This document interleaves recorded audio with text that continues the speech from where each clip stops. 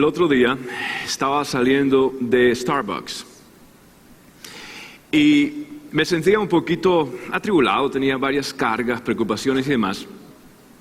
Cuando de pronto, saliendo con mi cappuccino de ese lugar, miré que había un carro que tenía una calcomanía. Y la calcomanía decía así: Enjoy this day, compliments of God. Disfruta este día, una cortesía de Dios. El dueño de la casa, realmente el dueño del universo, dice: disfruta este día, te lo he regalado, es parte de mi cortesía contigo. Dios ha sido bueno con usted. ¿Sabe por qué? Porque hoy 70,000 personas no se levantaron. Sí, 70,000 personas, sus nombres aparecieron en los obituarios de los periódicos del mundo. Murieron. 5% de ellos fueron asesinados, 5% de ellos fueron quemados.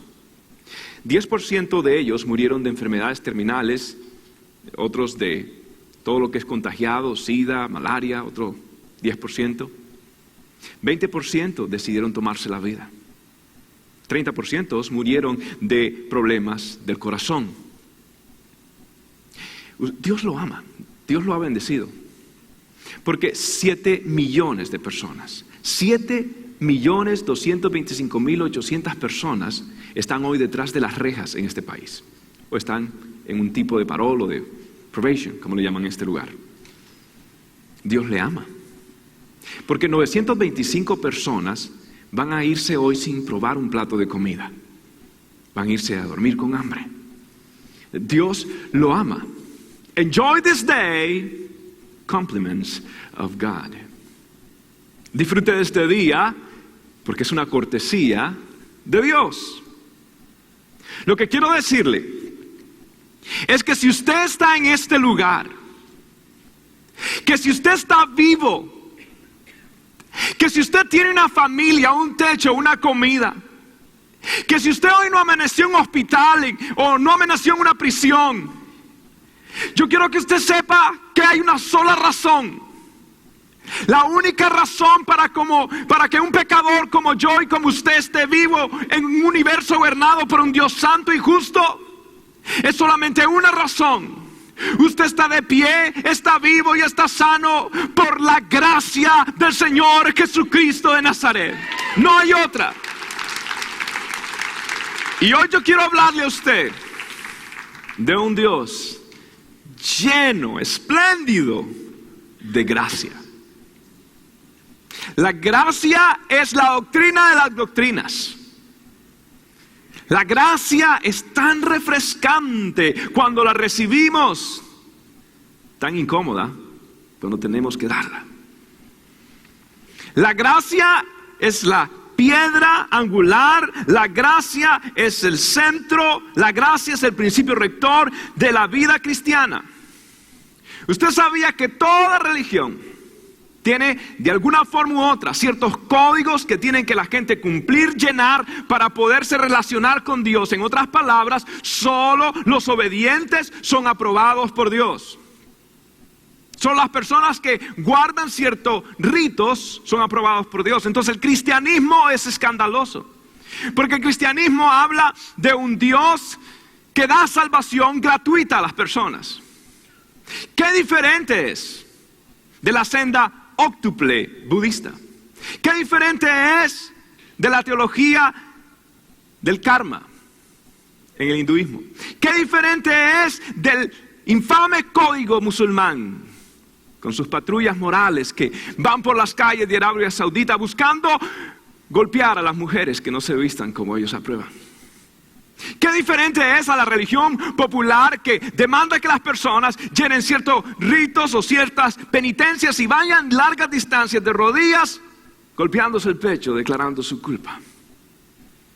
Pero el Señor dice que esto es gratis. Y el Señor está hablando. Es más, en una ocasión, cuando Juan quiere presentar a Jesucristo, lo presenta de esta manera en Juan capítulo 1, versículo 17. Dice de esta manera: pues la ley por medio de Moisés fue dada, pero la gracia y la verdad vinieron por medio de Jesucristo. Por Moisés vinieron las reglas. Por Moisés vinieron 613 reglas de los judíos que tenían que cumplir en sus rituales. 613 reglas. Por Moisés vino la religión. Vino el séquito de códigos, de rituales, de liturgia que había que guardar. Por medio de la religión nace los códigos de conducta. La religión oprime la alegría, encarcela el gozo, aprisiona a las personas.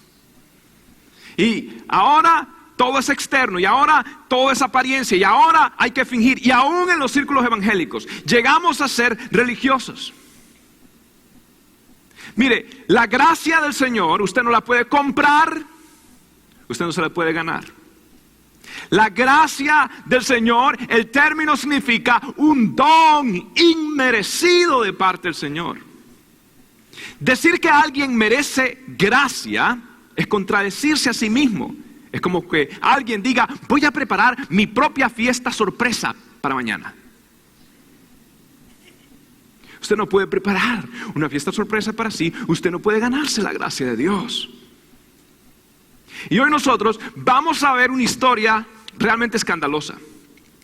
Es más, el texto que vamos a nosotros leer fue debatido en las diferentes dietas, en las diferentes reuniones, cuando se determinó el canon bíblico, o cuando se determinó los libros que iban a ir, los pasajes que iban a ir en la palabra del Señor. Y muchos dijeron: yo creo que eso no va, incluyendo San Agustín, este gran hombre, porque era tan impactante lo que vamos a leer que parecía sacado de una telenovela latina.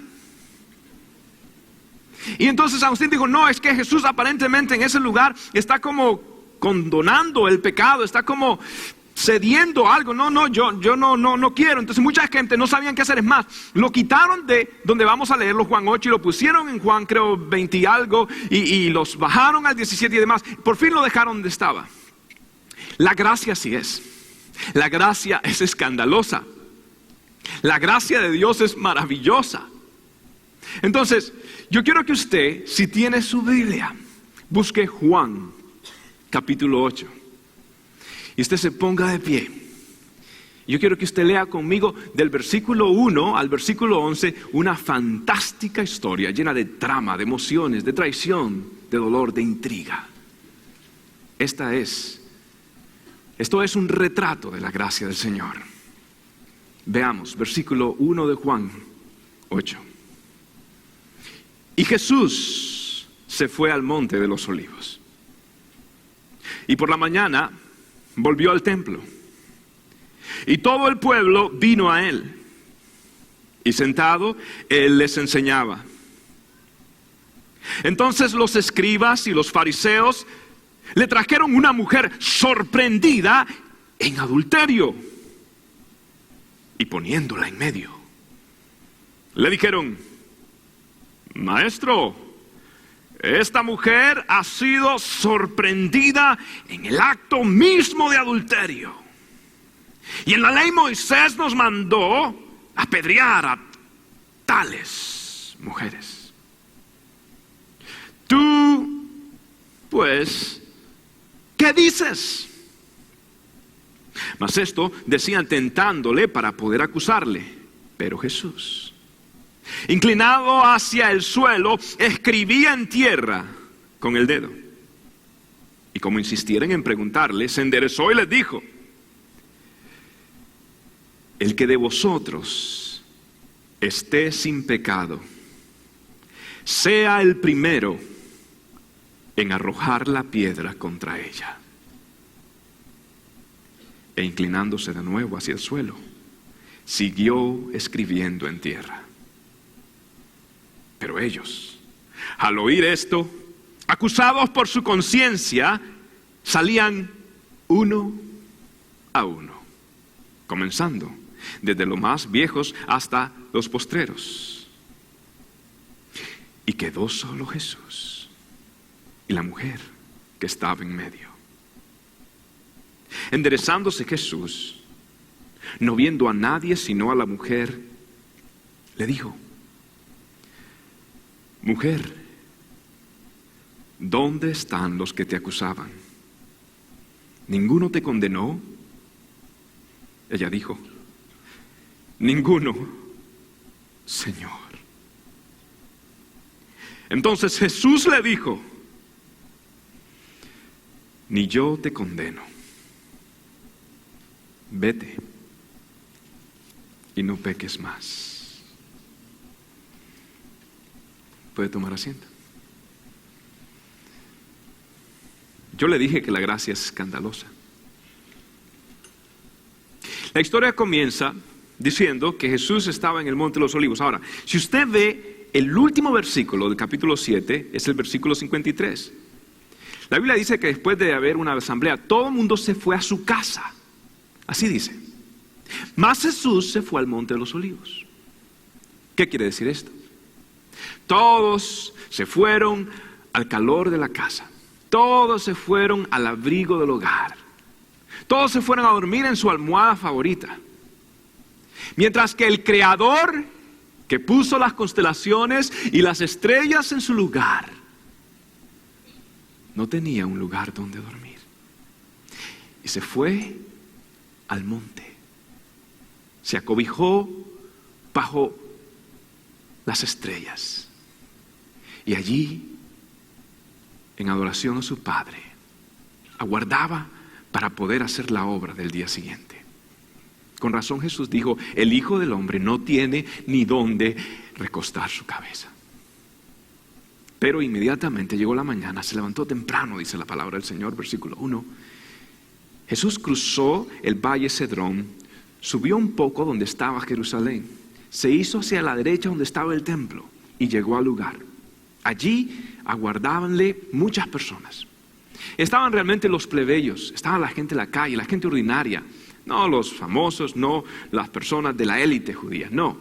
Ahí estaban los que nadie quería. Y le escuchaban.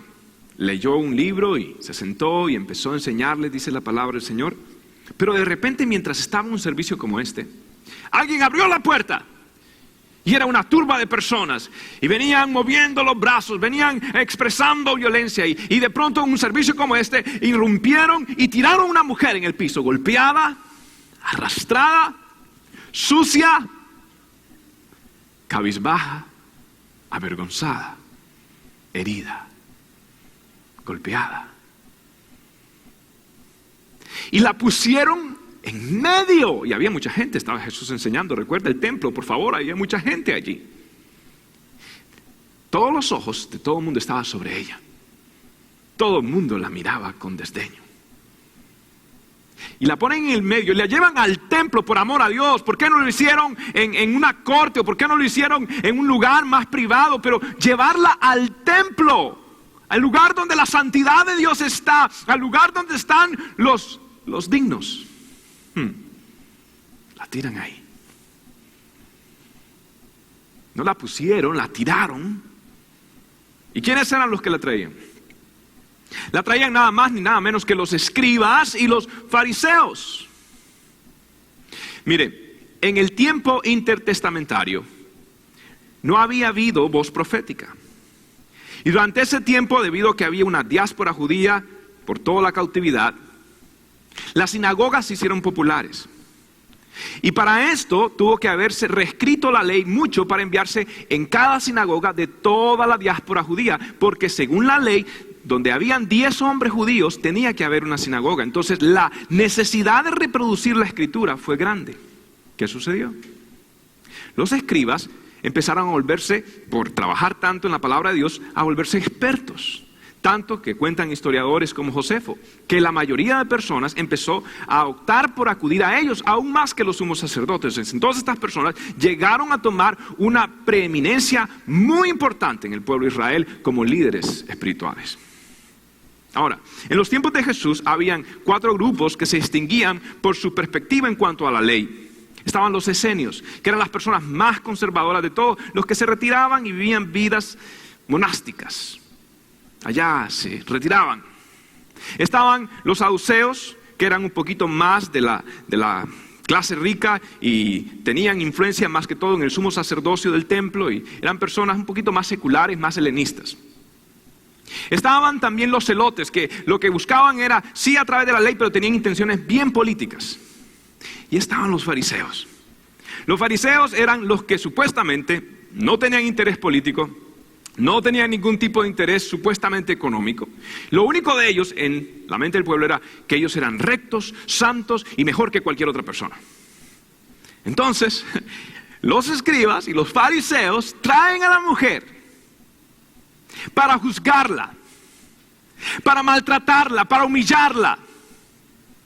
Según la ley, estas personas tenían lo que se llamaba filacterías. Filacterías eran como una cajita que se ponían aquí al frente o a veces en el lado derecho. El Señor le dijo, guárdalas en tu frente y tu brazo derecho. Los tomaron literalmente y bueno, ellos tenían estas cajitas. Y allí tenían diferentes escrituras. Entre ellos, por ejemplo, Éxodo 13. Lo interesante es que Éxodo 13 habla de cuando el Señor libró al pueblo de Egipto, ¿haciendo qué? Perdonando sus vidas a través de la sangre que pusieron en el lintel de las puertas, y el ángel de la muerte pues no tocó a los judíos, solamente a los primogénitos de los egipcios. Entonces el texto de Éxodo 13 habla del perdón de Dios hacia el pueblo de Israel, la misericordia y la gracia de Dios hacia Israel, pero aquí ellos venían con sus filacterías porque tenían conocimiento, pero no habían viajado 18 pulgadas al corazón. Eran personas netamente religiosas y todo era lo externo y la apariencia para impresionar a las demás personas. Eran sepulturas blanqueadas, decía Jesús en otra ocasión. Pero estos son los que la traen. Estos son los que la traen. Los que defienden la ley. 613 códigos judíos. Y a eso le añadieron el Misná. Y a eso le añadieron el Targum. Entonces tenían el Torá, el Talmud, el Targum, el Halak, tenían todas las tradiciones orales rabínicas. Estas personas eran eruditos, créanme. He estado estudiando últimamente a este tipo de personas. Y ellos son los que traen a esta mujer para condenarla. Dios mío. Y aquí está el caso más importante. Dice la palabra del Señor que encontraron una mujer en el acto mismo de adulterio. Bueno, esto es escandaloso, como en la Biblia dice, sí, en el acto mismo de adulterio. Y ellos vinieron y la pusieron allí en medio y le dijeron al Señor Jesús, Señor, esta mujer la encontramos en el acto mismo de adulterio. La ley dice que tiene que ser muerta. ¿Cómo? A través de apedrearle, y tiene que ser lapidada esta mujer porque ha roto la ley. Ahora, yo no sé usted, pero en mi mente como que para adulterar se requiere otra persona. Pero solo trajeron a la mujer. Entonces, están trayendo a la mujer culpable, pero ¿dónde está el adúltero? Entonces, sí, ella rompió el 7º mandamiento. Pero ustedes están rompiendo el mandamiento de Levíticos, capítulo 20, versículo 10. ¿Qué dice Levítico capítulo 20, versículo 10? Dice Jesús. Bueno, si alguien comete adulterio con la mujer de su prójimo, tanto el adúltero como la adúltera serán condenados a muerte. Esto es tremendo. Ok. ¿Por qué entonces no trajeron al hombre?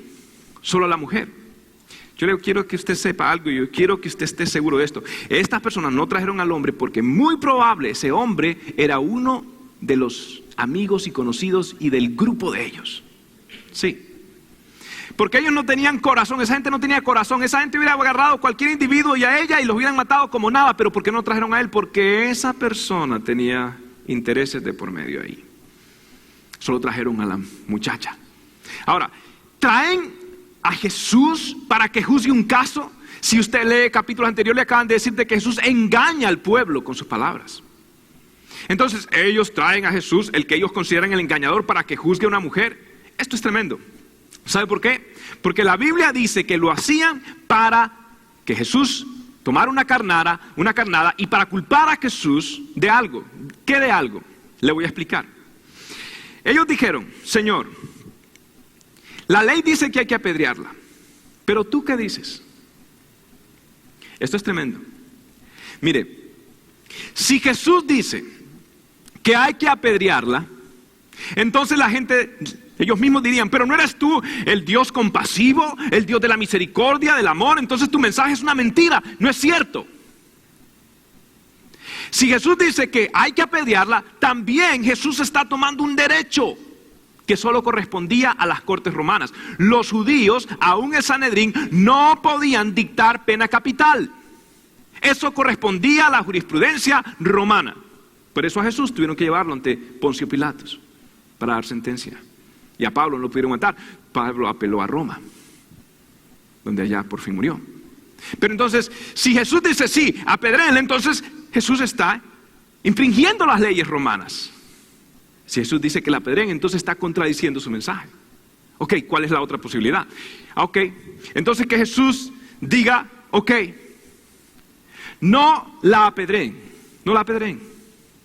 Entonces, ¿qué está diciendo Jesús? Oh, tú dijiste, Jesús, en Mateo capítulo 5, versículo 17, que tú no viniste para abrogar, para romper, para violar la ley. Tú viniste para cumplirla. Entonces ahora dices que si la ley dice que hay que matar a esta mujer, tú dices que no, entonces tú estás violando tu palabra y rompiendo la ley mosaica. Entonces entre la ley romana y la ley mosaica, ¿qué hacía Jesús? ¿Qué hacía Jesús? Entonces Jesús está en una situación tremenda. Estos hombres no estaban en búsqueda de justicia. Su agenda era otra, era aprender a Jesús, porque Jesús era muy popular y le estaba quitando la hegemonía, estaba quitándole la atracción a ellos, que eran en ese momento la élite espiritual, entre comillas. Entonces Jesús ahora era el populoso, el maestro, lleno de la palabra de Dios, carismático. Entonces tenían miedo a Jesús, porque Jesús se entremetía en los intereses de ellos. Entonces le tienden esta carnada. Ahora, aquí hay algo tremendo. La palabra del Señor dice que Jesús hizo algo. Jesús se inclinó a tierra y se quedó callado y empezó a escribir. Empezó a escribir.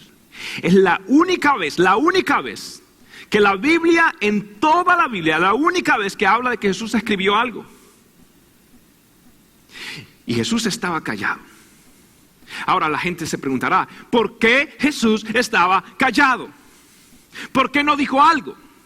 Entonces algunos teólogos dicen que la razón que Jesús no hablaba y se quedó callado era porque de pronto Jesús no sabía qué decir, porque estaba en un aprieto y necesitaba tiempo para pensar. ¿Usted cree? Otros dicen que Jesús seguro empezó a escribir el pecado de algunas personas. No creo, porque hubiera tenido que usar todo el polvo de Jerusalén. Pero entonces porque según el protocolo romano había que escribir primero la sentencia y después pronunciarla. Leí a un comentarista latino que dijo que la razón por que Jesús se quedó callado es porque tenía una rabia que mejor me aguanto si no le quito la cara a este feo, digo fariseo.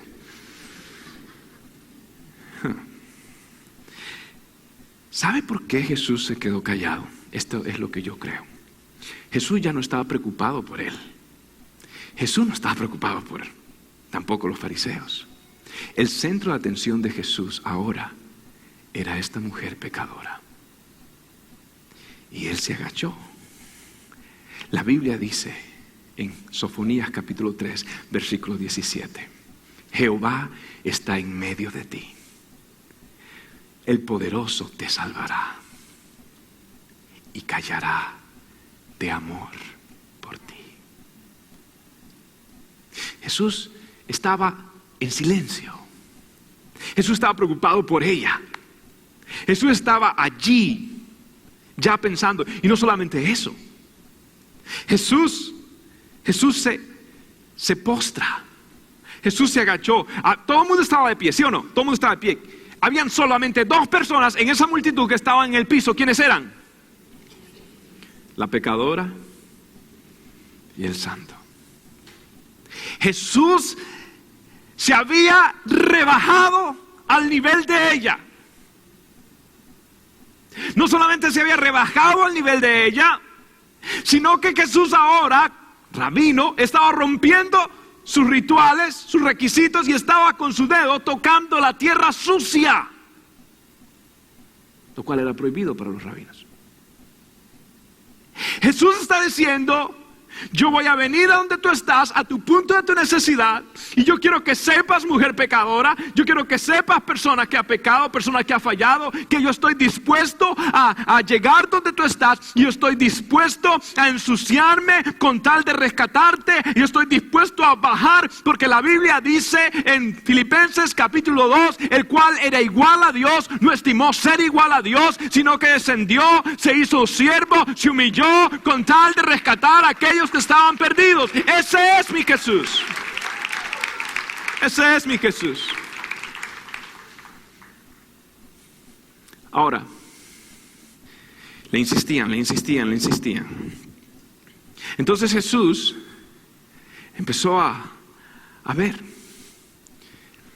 Y Jesús dijo las siguientes palabras. Estas palabras son maravillosas. ¡Qué respuesta! ¡Wow! Jesús dice: el que esté limpio de pecado, sea el primero que tire la primera piedra. Jesús sabía, por ley judía, que cuando una persona acusaba a otra, iban a la corte y era declarado culpable, entonces el que acusó a esa persona era el primero que tenía que levantar la piedra. Y era la piedra más grande, era el que acusaba. Y esta persona tenía que lanzar tratando de pegarle en la cabeza o en la caja torácica. Si la persona no moría, entonces venían los demás que fueron afectados por el negocio o la familia, lo que sea. Y si no moría, entonces venía toda la multitud a apedrear a la persona, como le pasó a Esteban. Por eso cuando a Pablo le traen la ropa de Esteban, era posiblemente que era por Pablo que era la orden de la muerte de Esteban, o uno de los que incitó eso. En aquel tiempo se llama Saulo.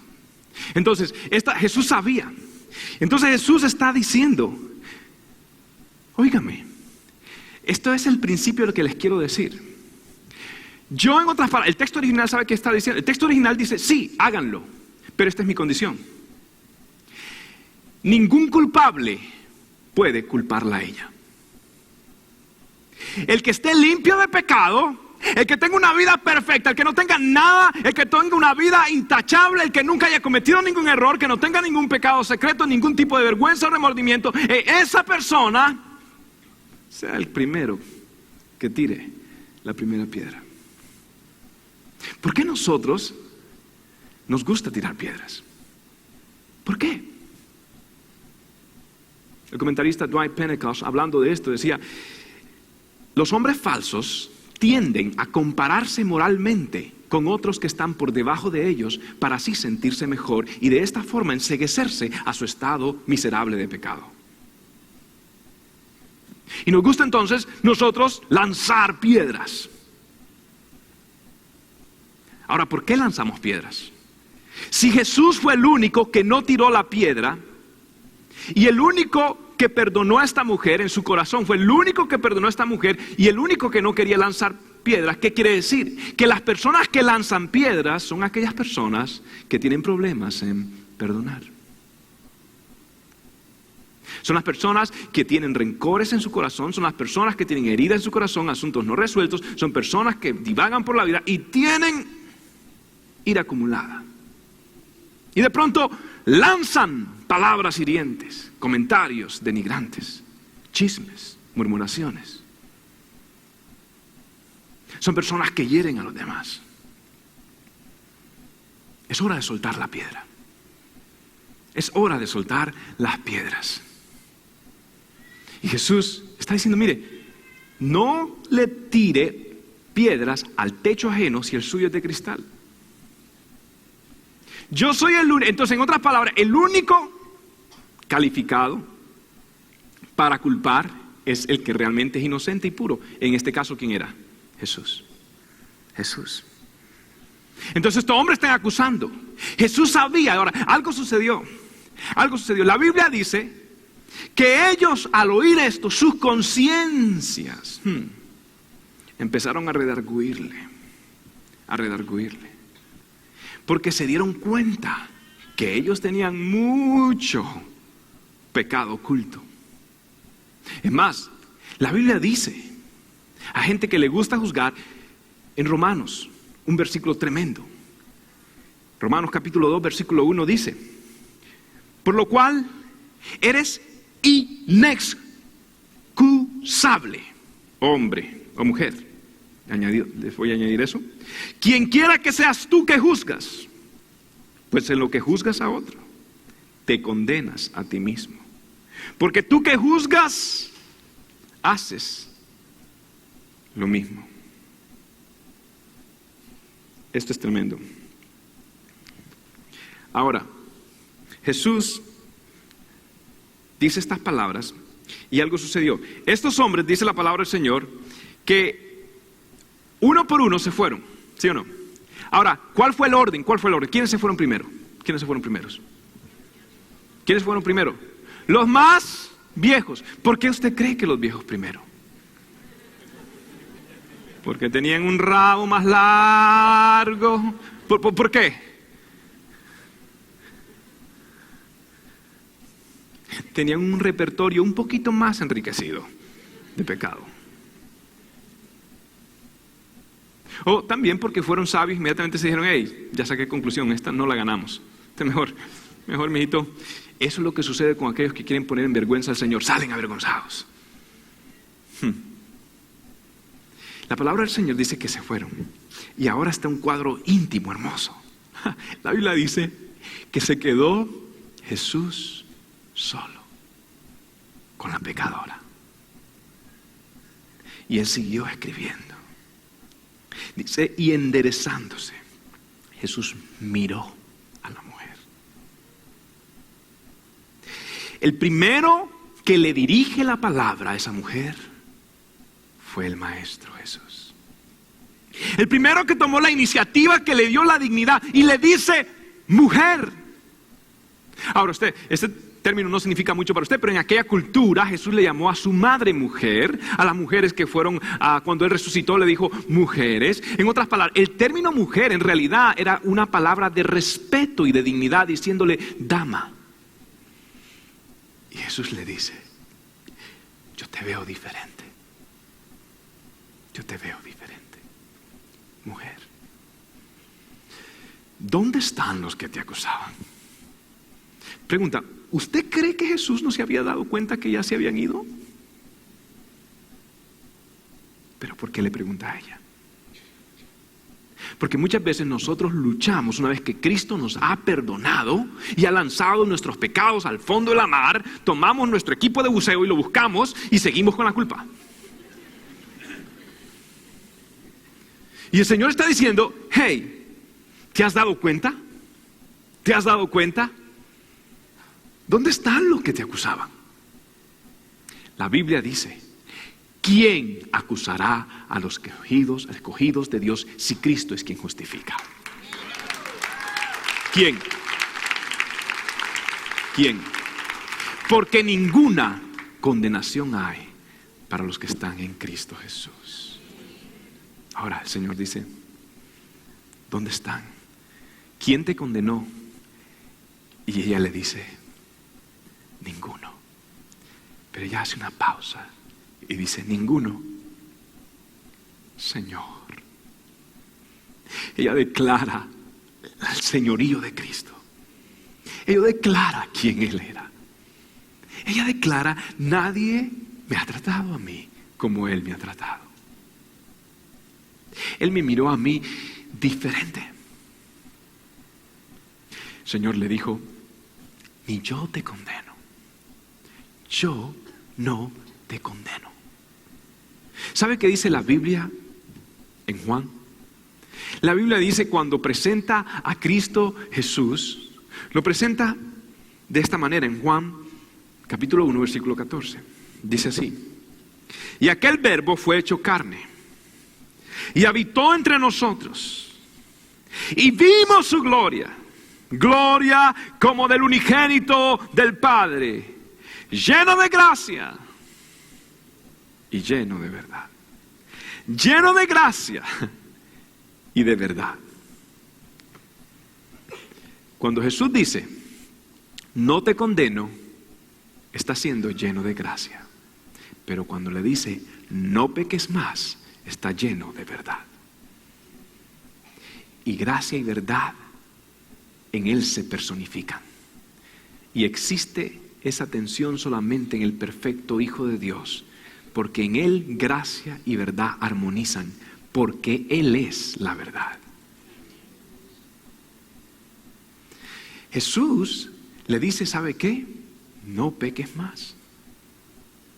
Y aquí es donde yo quiero que usted tome 4 principios, y estamos terminando el mensaje, rápidos. 4 principios.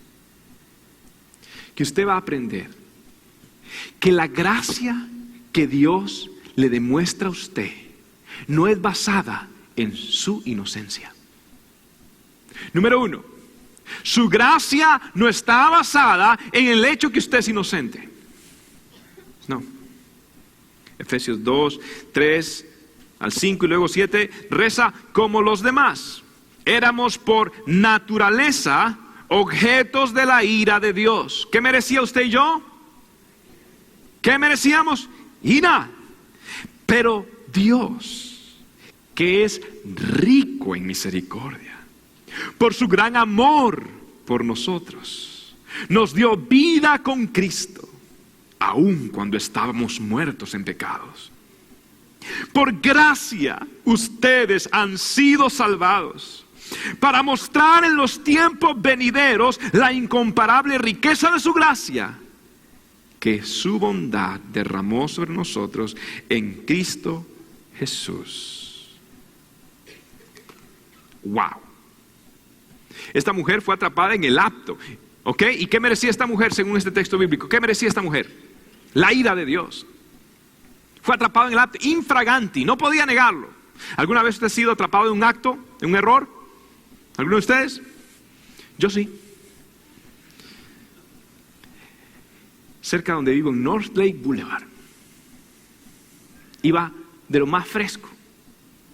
Y de pronto veo luces de Navidad en la parte de atrás. Bueno, esta no tenía el color verde, solamente el rojo y el azul. Y me para. Y me di cuenta. Entonces, como soy, ¿sabe?, típico latino, dije, mi carro está polarizado, significa que no me puede ver bien el policía. Y de pronto sentí que extrañamente mi mano, por inercia, empezó a cruzarse por mí, así como una culebra, y agarró el cinturón que no tenía puesto y se empezó a bajar, yo no sé cómo. Así.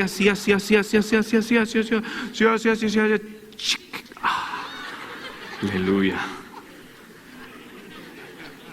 Y el policía llegó y me dice, Sir, ¿tú tienes la menor idea por qué te paré? Señor, de verdad que eso es la pregunta del millón. En ese tiempo era pastor de jóvenes, no era tan consagrado. Entonces,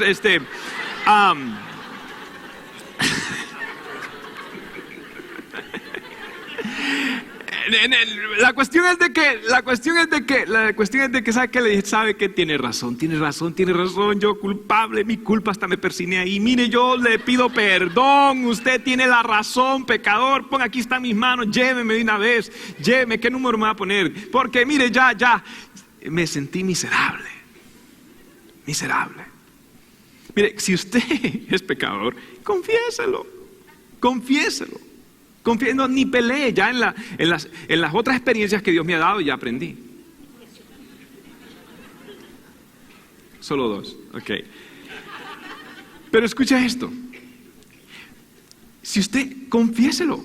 No ponga excusas, no invente. Mire, la gente inventa unas cosas. El otro día agarraron a un hombre y le puso la luz el policía y no paraba y seguía. Y por fin paró y le dice el policía, ¿por qué usted no paró cuando le puse las luces? Ay, mire, policía, es que ayer se llevó, mi suegra se puso medio violenta y la llamé el 911 y se la llevaron presa. Entonces yo pensé que usted estaba siguiéndome para devolvérmela.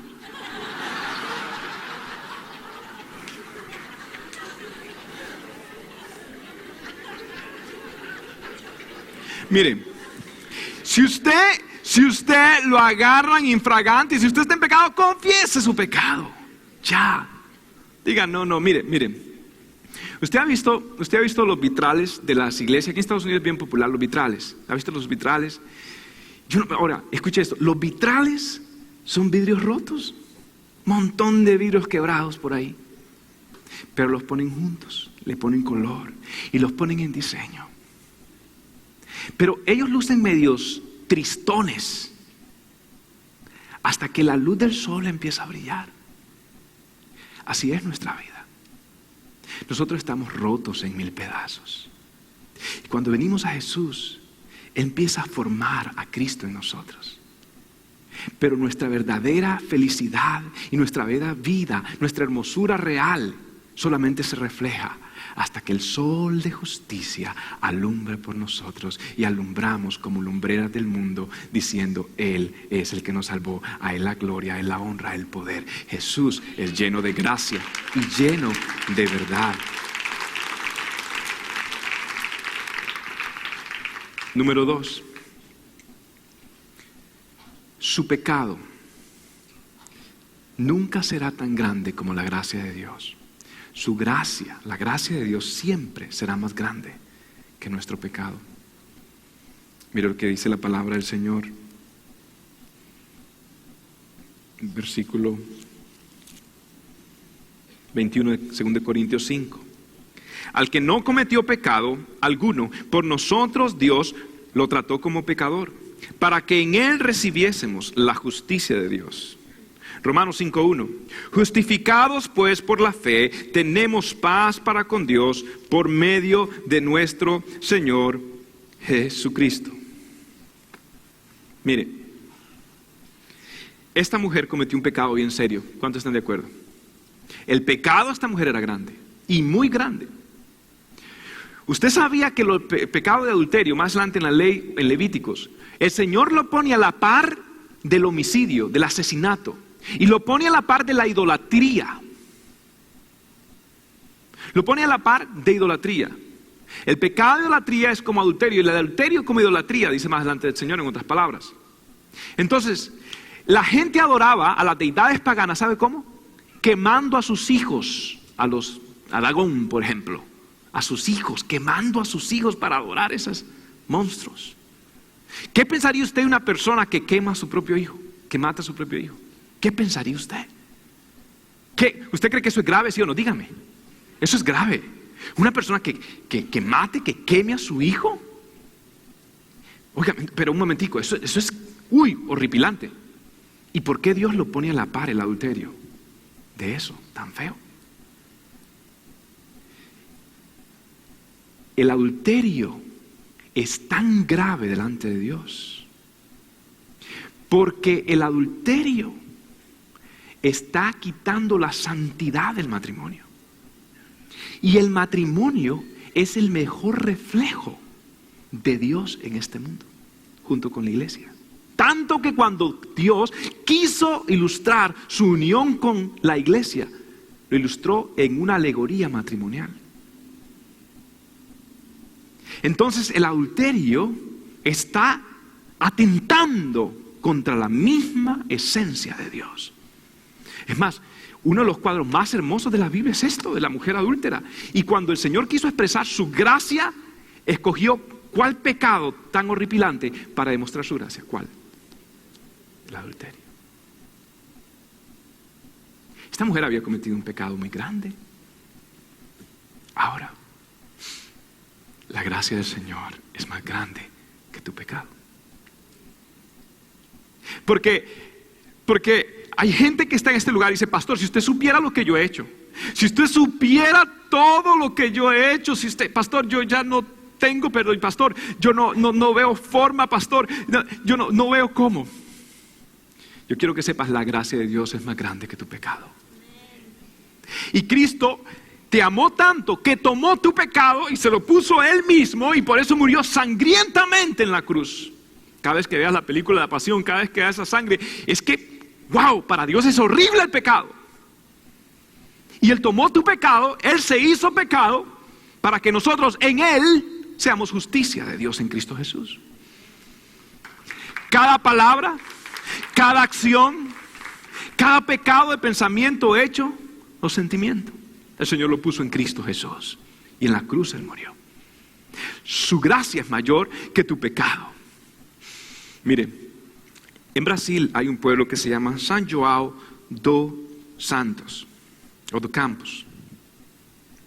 Y en ese pueblo hace como, 30 años, 35 a 40 años atrás, había una penitenciaría, una correccional, una prisión tan fuerte, tan terrible, que ni la policía quería hacer más con eso, ni el gobierno. Entonces lo que hizo el gobierno, se lo entregó a iglesias locales. Entonces las iglesias locales vinieron y las iglesias empezaron a enseñar la palabra de Dios, es el recinto. Y familias del pueblo venían, adoptaban a un reo y lo amaban. Y mire, el éxito fue tan grande que solamente 4% de esos presos regresaban a la cárcel. ¿Sabe que en Estados Unidos el promedio es 75%? 4%. Entonces llamó la atención en todo el mundo. Tanto que un hombre llamado Chuck Colson, que es el presidente de Prison Fellowship, un ministerio para cárcel en Estados Unidos, fue a averiguar qué estaba pasando en Brasil. Él llegó allá. Y cuando él llega allá, lo recibe una guía y lo reciben 2 guardias. Tenían nada más 2 guardias para guardar no sé cuánta gente. Entonces cuando él llega, me encuentra el lugar limpio, encuentra a los presos, a los reos sonrientes, se paraban frente a sus celdas sonriendo, sin dientes pero sonriendo, diciendo mira, y le mostraba toda la celda que limpiecita, y aquellos haciendo comidita, y el otro jugando acá, el otro cuidando, el otro acá. ¡Qué hermosura!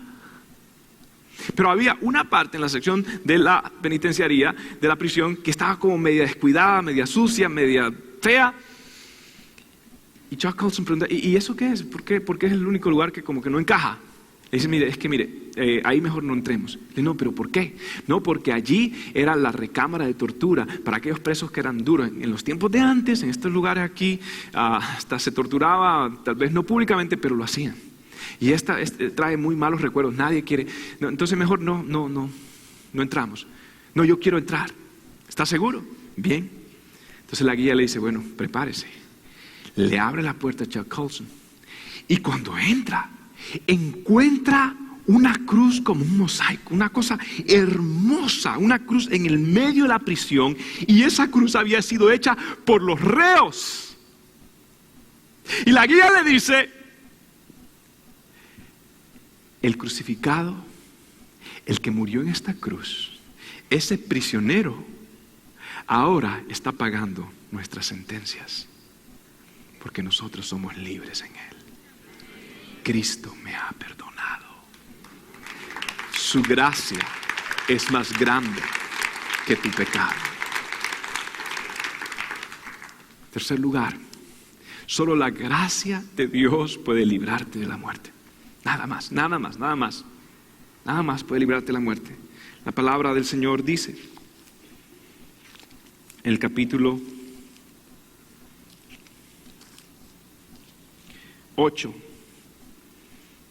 capítulo 6 de Romanos, versículo 23. Porque la paga del pecado es muerte, mas la dádiva de Dios es vida eterna en Cristo Jesús, Señor nuestro. Ezequiel 18:4 reza esta forma: he aquí que todas las almas son mías, como el alma del Padre, así el alma del Hijo es mía. Pero el alma que pecare, esa morirá. Escucha esto. Lo único que se interponía entre esta mujer y la muerte era Jesús. Si Jesús no se interponía, esa mujer iba a ser apedreada muerta. Lo único que se interpone entre tu muerte y tú es Cristo. El día de tu muerte, tu mujer no podrá intervenir. Tu madre no podrá intervenir. Tus hijos cuando te vean agonizando no podrán intervenir. Nadie podrá intervenir. Y la única persona que puede intervenir entre tú y la muerte se llama Jesús. Se llama Jesús. Y la paga del pecado es muerte. Mas la dádiva de Dios es vida en Cristo Jesús, vida eterna. ¿Tienes a Jesús?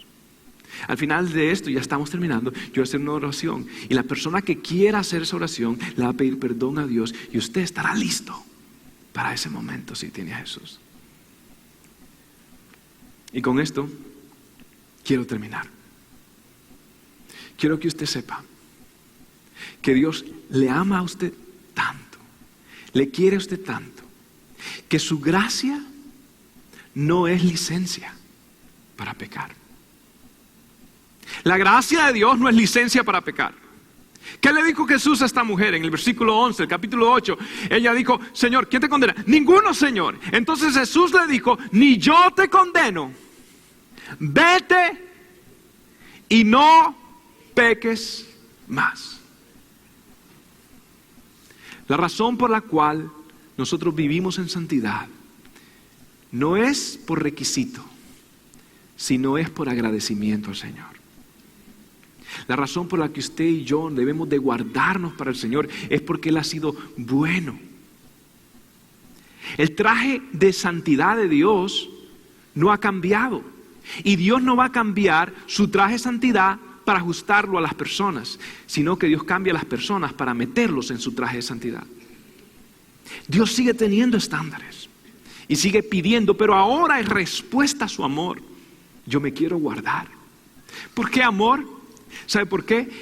Porque nadie me ha amado como el Señor. Nadie. Usted ve, esta mujer era, ¿cómo veían los fariseos a esta mujer? ¿Cómo qué? Como un instrumento para ser usado. Un instrumento. Una carnada. Estos eran estrategas y querían poner una trampa para Jesús y usaron a esta mujer como una pieza de ajedrez. Usted sabe que en el ajedrez, ¿cuál es la pieza que es más importante en el ajedrez? ¿Cuál es? La reina. ¿Cuál es en la escala hacia abajo? ¿Cuál es la pieza menos importante? El peón. Es más, el peón está limitado. Porque el peón solo puede moverse un espacio a la vez y hacia una dirección. Es más, el peón tiene que a veces ser espacio para que los verdaderos jugadores, para que los verdaderos piezas importantes puedan moverse. Es más, si tengo que entregar un peón con tal de atacar al otro, no importa, se pueden sacrificar. Los peones están para eso, nada más para facilitar el trabajo de otros. Los fariseos vieron en esta mujer, en su estrategia, un peón, alguien a utilizar. Esta es la manera que ellos lo vieron. Ellos vieron a esta mujer sin valor. Ellos vieron a esta mujer como una persona que no vale nada. Pero Jesús vio en ella algo diferente. Para Jesús, ella era una reina. El mundo te va a usar, te va a descartar, pero Dios te da valor. El mundo te tendrá limitado, Él te dará libertad, valor, dignidad. Y quiero que sepas que si tú eres la reina, Él es el rey. Él es tu esposo, Él es el que te ama, Él es el que te cubre. Para Él eres una reina. Eres una reina.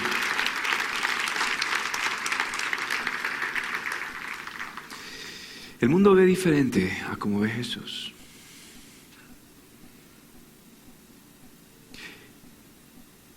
El mundo te ve a ti diferente, pero Jesús te ve a ti diferente. Y lo más importante que tú necesitas es que tú pongas tu mirada en Él, porque Él te va a ver a ti. Quiero resumir esta prédica mostrándoles esa mujer que recibió la mirada de Jesús, de una reina y de una niña. Vean esto.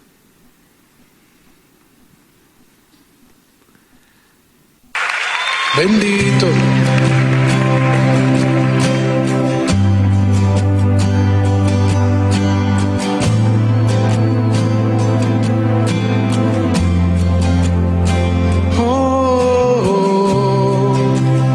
Levante sus manos.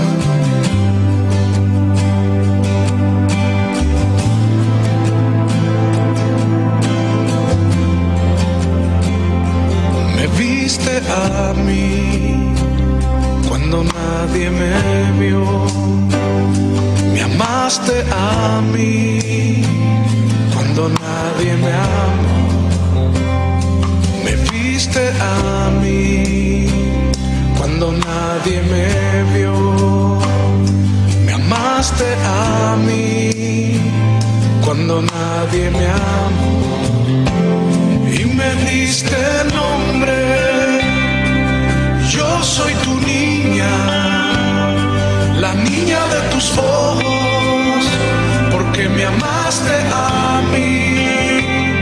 Y me diste nombre, yo soy tu niña, la niña de tus ojos, porque me amaste a mí.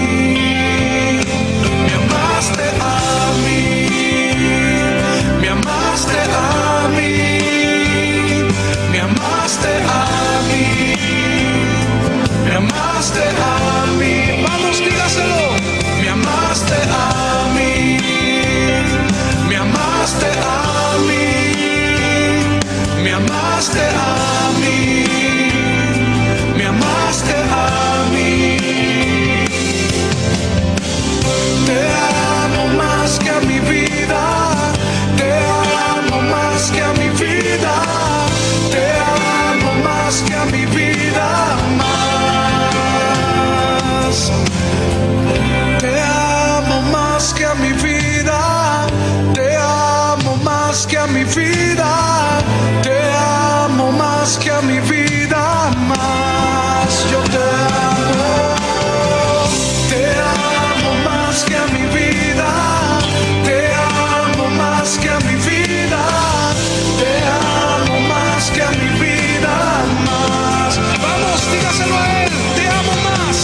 Te amo más que a mi vida, te amo más que a mi vida, te amo más que a mi vida, más. Y me diste nombre, yo soy tu niña, la niña de tus ojos, porque me amaste a mí y me diste nombre. Yo soy tu niña, la niña de tus ojos, porque me amaste a mí, me amaste a mí. Te adoramos, te adoramos.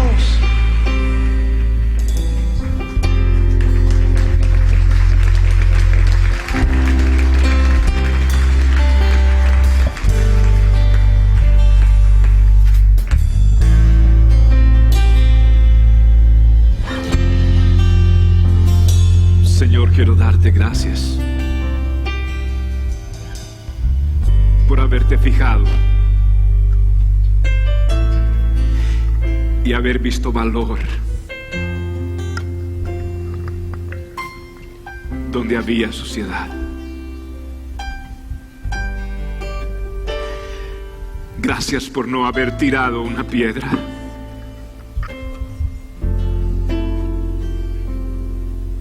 Gracias por habernos defendido. Por amor. Y aún así, te fallamos, te traicionamos, te damos la espalda, aceptamos las ofertas, los amantes del mundo, las tentaciones del pecado, los amantes menos sensacionales. Dejamos la fuente de agua viva y cavamos para nosotros cisternas rotas que no retienen el agua. Lo hacemos al no orar. Lo hacemos al no perdonar.